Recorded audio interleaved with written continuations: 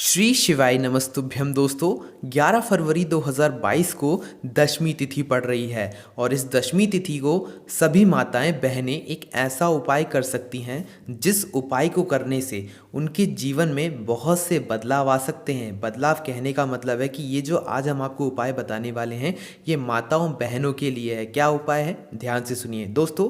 अगर आप लोगों के घर में बच्चे हैं या कोई बड़े भी हैं जिनको पेट से जुड़ी हुई या मतलब अपने पूरे शरीर से जुड़ी हुई कोई दिक्कत हो, शरीर कहने का मतलब है कि जो आप खान पान करते हैं उससे जुड़ी, जैसे कि आपके घर में कोई बच्चा है जो कि ज़बरदस्ती करता है, मतलब आप लोग भोजन कराने जाते हैं तो वो भोजन नहीं करता है, मम्मियों को बहुत ज़्यादा दिक्कत होती है। इसलिए मैंने शुरू में ही बोला है कि ये उपाय जो है हमारी माताओं और बहनों के लिए बहुत ही ज़्यादा मतलब वरदान की तरह साबित हो सकता है। वो अपने बच्चों को ज़बरदस्ती भोजन कराती हैं, वो लोग खाना नहीं खाते हैं, टाइम पर जो है खाना नहीं खाते हैं, जिससे उनकी सेहत पर भी बहुत ही बुरा असर पड़ता है। और कुछ बच्चे ऐसे भी होते हैं जिनको खाना पचता नहीं है और वो जैसे ही खाना खाते हैं तो उन्हें वोमिटिंग होने लगती है, ठीक है, मतलब उल्टी आने लगती है, या एक तरीके से उनका खाना पचता नहीं है। कई बड़े लोग भी होते हैं जिनको एसिडिटी या जलन होती है जब वो खाना खा लेते हैं उसके बाद।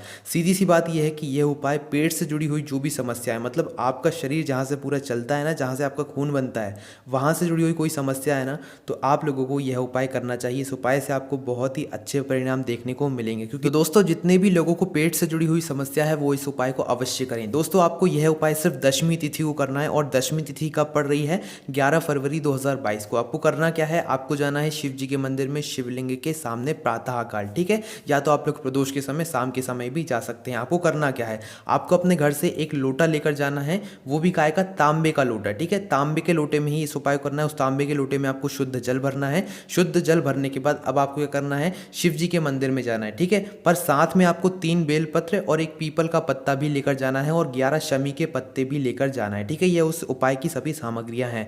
अब आप शिव जी के मंदिर में जाइए और किसी भी शिवलिंग, मतलब जो भी मंदिर में शिव मंदिर में शिवलिंग होगी, उस शिवलिंग के सामने आप इस तांबे के लोटे के अंदर जो आपने जल भरा है ये वहां पर बिल्कुल शिवलिंग के सामने रख दीजिए। सामने रखने के बाद अब उसी जगह में, उसी मतलब शिवलिंग के सामने ही आपको उसी जल के लोटे के अंदर क्या करना है, आपको 3 बेलपत्र डालना है और उसके अंदर एक पीपल का पत्ता डालना है, ठीक है। डालने के बाद आपको जो है क्या करना है, 11 शमी के पत्ते जो आप लेकर गए हैं उन 11 के शमी के पत्तों को जो है उस लोटे से टच करवा कर, मतलब उस लोटे से छुआ कर, जो है सामने शिवलिंग रखी हुई होगी भोले बाबा की, उस पर क्या करना है, एक एक करते हुए श्रंभेश्वर महादेव के नाम से एक एक शमी के पत्ते को जो है शिव जी की शिवलिंग पर समर्पित कर देना है। श्रंभेश्वर महादेव से पूरी 31 शमी के पत्र आप लोगों को जो है एक एक करके शिव जी की शिवलिंग पर समर्पित कर देना है। समर्पित करने के बाद वहां पर आपको शिव जी के दर्शन कर लेना है, शिवलिंग के पैर वगैरह पढ़ लेना है।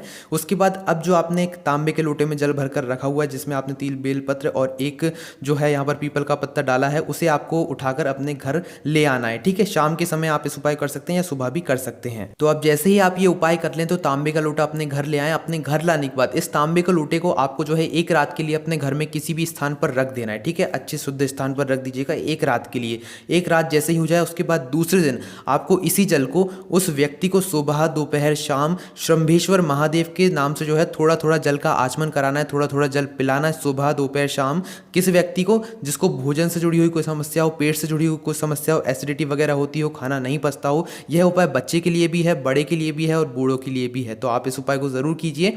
बस ध्यान रखिएगा कि अगर आपका वो जल खत्म हो जाए तो आप वापस से यही उपाय कीजिए, आपको इससे मतलब बहुत ही अच्छा फल और अंतर देखने को मिलेगा। तो दोस्तों इस उपाय को करने से आपको 2-3 दिनों के अंदर ही अपने बच्चे के अंदर अंतर देखने को मिल जाएगा, या जिसके लिए आप यह उपाय कर रहे हैं, जिसको इस जल का आचमन करा रहे हैं, उसके अंदर अंतर देखने को मिल जाएगा। कीजिए इस उपाय को और हमें जरूर बताइए कमेंट करके। यह उपाय सिर्फ दशमी तिथि के दिन ही किया जाना है, इसके अलावा और किसी दिन नहीं करना है। ओम नमः शिवाय, जय भोले बाबा, श्री शिवाय नमस्तुभ्यम।